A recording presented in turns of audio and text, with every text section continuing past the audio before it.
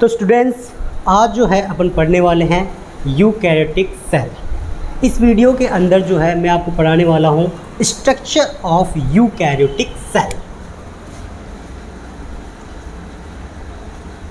Structure of eukaryotic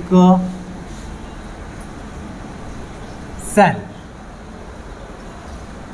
eukaryotic cell का structure जो है किस प्रकार से होता है वो हम इस वीडियो में देखने वाले हैं। तो यूकैरियोटिक सेल हो चाहे प्रोकैरियोटिक सेल हो, सबसे बाहर की ओर एक प्रोटेक्टिव लेयर पाई जाती है जिसका नाम है सेल वॉल। सेल वॉल के ठीक नीचे एक दूसरा लेयर पाया जाता है जिसे हम कहेंगे सेल मेम्ब्रेन। क्या कहेंगे? Cell membrane. सेल मेम्ब्रेन के नीचे एक लिक्विड वाला भाग पाया जाता है, एक लिक्विड भाग पाया जाता है जिसे हम कहते हैं साइटोप्लाज्म। साइटोप्लाज्म के अंदर एक गोलाकार बॉल लाइक स्ट्रक्चर पाई जाती है जिसे कहते हैं न्यूक्लियस। क्या कहेंगे? न्यूक्लियस। न्यूक्लियस न्यूक्लियस के अंदर ले देकर चार चीज़ें होती हैं। कौन कौन सी? एक तो हो गया इसका खुद का मेम्ब्रेन, एक हो गया इसका खुद का लिक्विड वाला भाग जिसे बोलेंगे न्यूक्लियोप्लाज्म, एक होता है इसके अंदर क्रोमेटिन फाइबर। क्रोमेटिन फाइबर के अलावा इसके अंदर पाया जाता है एक डिस्क लाइक स्ट्रक्चर जिसे कहते हैं न्यूक्लियोप्लाज्म। क्या कहते हैं? न्यूक्लियोप्लाज्म। तो इसमें चार चीज़ें हो गई। कौन कौन सी? एक तो हो गया न्यूक्लियर मेम्ब्रेन, न्यूक्लियर मेम्ब्रेन के अलावा हो गया न्यूक्लियोप्लाज्म,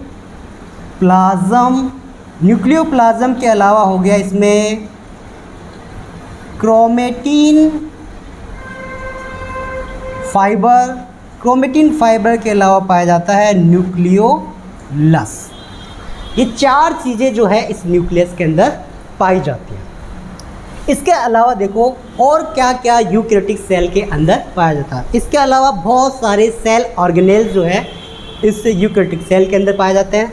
नंबर वन पहला है माइटोकॉन्ड्रिया। माइटोकॉन्ड्रिया जो है डबल मेम्ब्रेन बाउंड स्ट्रक्चर होता है इस प्रकार से। ये है माइटोकॉन्ड्रिया। माइटोकॉन्ड्रिया के अलावा दूसरा डबल मेम्ब्रेन ऑर्गेनेल्स जो होता है उसे बोलते हैं क्लोरोप्लास्ट। तो ये है क्लोरोप्लास्ट। क्लोरोप्लास्ट के अलावा यूकैरियोटिक सेल के अंदर कुछ ग्रेन्यूल्स पार्टिकल्स भी पाए जाते हैं जिन्हें बोलते हैं राइबोसोम। राइबोसोम जो है दो प्रकार के होते हैं, 70S और 80S। आने वाले वीडियोस के अंदर राइबोसोम को हम डिटेल से देखने वाले हैं, लेकिन अभी के लिए मैं इतना बता रहा हूँ कि जो प्रोकैरियोटिक सेल होता है उसके अंदर 70S राइबोसोम पाया जाता है और जो यूकैरियोटिक सेल जो होता है उसके अंदर 80S राइबोसोम पाया जाता है। तो ये यूकैरियोटिक सेल है इसलिए यहाँ पे कौन सा राइबोसोम मिलेगा? 80S राइबोसोम मिलेगा। इसके अतिरिक्त यूकैरियोटिक सेल के अंदर ये जो न्यूक्लियस होता है, न्यूक्लियस की ये जो मेम्ब्रेन है वो आउट ग्रोथ करती है इस प्रकार से, और इस आउट ग्रोथ से जो स्ट्रक्चर बनती है जिसे कहते हैं ER। क्या कहते हैं? ER, endoplasmic reticulum. शॉर्ट में क्या बोलते हैं इसे? ER।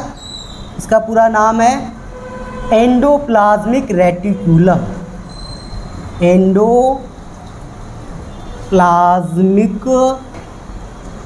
Reticulum, endoplasmic reticulum. ER के अलावा इससे जो बनेगा वो होता है गोल्जी बॉडीज। क्या होते हैं? Golgi bodies. Golgi bodies. Golgi bodies से जो स्फेरिकल स्ट्रक्चर बनती है उन्हें बोलते हैं लाइसोसोम। लाइसोसोम के अतिरिक्त यूकेरियोटिक सेल के अंदर बहुत सारी माइक्रो बॉडीज़ भी पाई जाती हैं, जिनके एग्जाम्पल मैं आपको बता रहा हूँ। जैसे है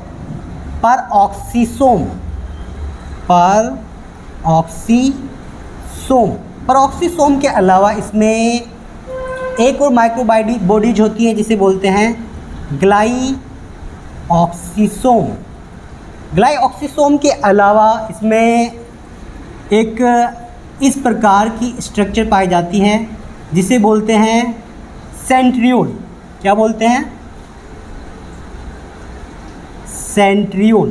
सेंट्रियोल के अलावा इसमें पूरी सेल के अंदर साइटोस्केलेटन भी पाया जाता है। क्या पाया जाता है? साइटोस्केलेटन। सेल के अंदर साइटोस्केलेटन जो है मेनली 3 प्रकार का देखा जाता है, जिन्हें बोलते हैं microtubules, microfilaments and intermediary fibres. तो ये जो आपको मैं डायग्राम बता रहा हूँ ये यूकैरियोटिक सेल का है। इसमें बहुत सारे सेल ऑर्गेनेल्स आपको दिख रहे होंगे। इन सेल ऑर्गेनेल्स को मैं डिटेल से आगे की क्लास में बताऊंगा। अभी के लिए मैं आपको इतना बता रहा हूँ कि कौन सा सेल ऑर्गेनेल मेनली क्या कार्य करता है। तो सबसे पहले अपन देख रहे हैं सेल वॉल। सेल वॉल क्या है? एक आउटर मोस्ट लेयर होता है, दृढ़ होता है, कठोर होता है। ये सेल की साइज एंड शेप को मेंटेन भी रखता है, साथ ही साथ ये प्रोटेक्शन का कार्य भी करता है। इसके नीचे वाला जो लेयर है वो बहुत ही सॉफ्ट लेयर होता है जिसे बोलते हैं सेल मेम्ब्रेन। ये एंडोऑस्मोसिस और एक्सोऑस्मोसिस को रेगुलेट करता है, यानी कि ट्रांसपोर्टेशन को रेगुलेट करता है। इसके नीचे जो लिक्विड वाला भाग होता है वो होता है साइटोप्लाज्म। साइटोप्लाज्म के अंदर बहुत सारी मेटाबॉलिक रिएक्शन चलती है, उन सब के लिए जो स्पेस प्रोवाइड करता है वो है साइटोप्लाज्म। साइटोप्लाज्म के अंदर आपको ये बॉल लाइक सी स्ट्रक्चर आपको दिख रही होगी, इसे बोलते हैं न्यूक्लियस। न्यूक्लियस के अंदर ले दे के 4 चीज़ होती हैं। सबसे पहला जो है वो होता है इसका खुद का मेम्ब्रेन, जिसे बोलेंगे न्यूक्लियर मेम्ब्रेन। इसका जो लिक्विड वाला भाग होता है उसे बोलेंगे न्यूक्लियोप्लाज्म। न्यूक्लियोप्लाज्म के अंदर एक थ्रेड लाइक स्ट्रक्चर आपको दिख रहा होगा। इस थ्रेड लाइक स्ट्रक्चर का नाम है क्रोमेटिन फाइबर। क्रोमेटिन फाइबर क्या करता है? ये जेनेटिक जो इन्फॉर्मेशन होती है उसका स्टोरेज यहीं पे होता है। इसके अलावा है इसके अंदर एक डिस्क लाइक स्ट्रक्चर जिसका नाम है न्यूक्लियोलस। न्यूक्लियोलस क्या करता है? सेल के लिए राइबोसोम का फॉर्मेशन करता है, इसलिए न्यूक्लियोलस को राइबोसोम फैक्ट्री भी कहते हैं। इसके अलावा यूकैरियोटिक सेल के अंदर बहुत सारे सेल ऑर्गेनेल और भी हैं, जैसे कि माइटोकॉन्ड्रिया। माइटोकॉन्ड्रिया को power house of the cell कहा जाता है। क्यों? क्योंकि ये सेल के लिए एनर्जी बनाता है। एटीपी फॉर्म में सेल के लिए क्या बनाता है? एनर्जी बनाता है। इसको हम डिटेल से देखेंगे। फिर आता है क्लोरोप्लास्ट। क्लोरोप्लास्ट जैसे प्लांट सेल के अंदर फूड सिंथेसिस करता है, फोटोसिंथेसिस के थ्रू, इसको भी हम डिटेल से देखने वाले हैं। फिर आता है ये ग्रेन्यूल्स पार्टिकल्स। राइबोसोम यूकैरियोटिक है तो ATS टाइप के पाए जाएंगे। उसके अलावा जो न्यूक्लियर का जो आउटर मेम्ब्रेन होता है वो बाहर की तरफ आउटग्रोथ करके कुछ स्ट्रक्चर, इस प्रकार के स्ट्रक्चर बनाता है जिसे बोलते हैं ER, एंडोप्लाज्मिक रेटिकुलम। इसके बहुत सारे कार्य हैं। मेनली क्या करता है? एक तो ये कैल्शियम को स्टोर करता है। किसको स्टोर करता है? कैल्शियम को स्टोर करता है। साथ ही साथ ये प्रोटीन की सॉर्टिंग में भी हेल्प करता है। प्रोटीन सॉर्टिंग यानी कि टारगेट करता है किसी प्रोटीन को। इसके अलावा इसके बाद में आता है गोल्जी बॉडीज़। गोल्जी बॉडीज़ क्या करते हैं? इसका जो मेनली जो फंक्शन होता है वो होता है सीक्रेशन। सीक्रेशन के अलावा ये क्या करते हैं? जो राइबोसोम से जो प्रोटीन बन के आ रहा है उस प्रोटीन की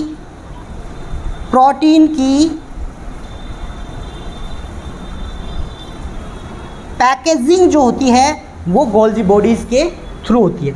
इसके बाद जो सेल ऑर्गेनेल है वो है लाइसोसोम। लाइसोसोम के अंदर जो है लाइटिक एंजाइम पाए जाते हैं। लाइटिक एंजाइम क्या करते हैं? इस सेल के अंदर बाहर से कोई भी हार्मफुल पार्टिकल आ जाता है तो उस पार्टिकल को लाइसिस कर देते हैं। क्या कर देते हैं? लाइसिस कर देते हैं, यानी कि डाइजेस्ट कर देते हैं। इसके अलावा है प्रॉक्सीसोम। प्रॉक्सीसोम में भी बहुत सारे ऐसे एंजाइम पाए जाते हैं, वो एंजाइम क्या करते हैं, डिटॉक्सिफिकेशन में हेल्प करते हैं, डिटॉक्सिफिकेशन में हेल्प करते हैं, जिससे सेल क्या करती है, सेल हेल्दी बनी रहती है। इसके अतिरिक्त तो और एक सेल ऑर्गेनेल है ग्लाइऑक्सीसोम। ग्लाइऑक्सीसोम क्या करता है, लिपिड के मेटाबॉलिज्म के अंदर हेल्प करता है। बहुत सारी जो लिपिड का मेटाबॉलिज्म जो है वो ग्लाइऑक्सीसोम के थ्रू होता है, क्योंकि इसमें लिपिड के मेटाबॉलिज्म के लिए बहुत सारे एंजाइम जो है ग्लाइऑक्सीसोम के अंदर पाए जाते हैं।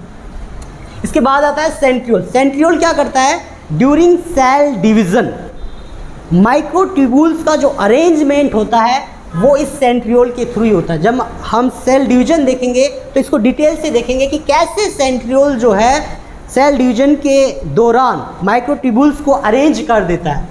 इसके अलावा जो सेल के अंदर, पूरी सेल के अंदर साइटोप्लाज्म के अंदर साइटोस्केलेटन पाया जाता है। सेल का जो कंकाल बोल सकते हैं साइटोस्केलेटन। साइटोस्केलेटन क्या करता है, सेल को अंदर से एक स्ट्रेंथ प्रोवाइड करता है, जिससे सेल जो है पिचक नहीं सकती।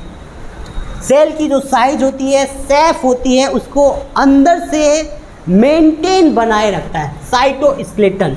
ये जो है 3 प्रकार का होता है, microtubules, microfilaments and intermediary fibre. तो दोस्तों ये था यूकैरियोटिक सेल का एक सामान्य सा इंट्रोडक्शन। आने वाली वीडियोस के अंदर हम क्या देखेंगे, ये जो यूकैरियोटिक सेल आपको दिखाई दे रहा है, इसके अंदर बहुत सारे सेल ऑर्गेनेल्स आपको दिख रहे हैं। हम क्या करेंगे, एक एक सेल ऑर्गेनेल्स को डिटेल से देखेंगे। सबसे पहले अपन cell wall, cell membrane, cytoplasm, nucleus, mitochondria, chloroplast, ribosome, ER, Golgi body, lysosome, peroxisome, glyoxysome, centriole, cytoskeleton, इन सब को जो है हम डिटेल से देखने वाले हैं। तो आने वाली वीडियोस का आप इंतज़ार कीजिए। तब तक के लिए जय हिंद, जय Bharat. Thank you for watching.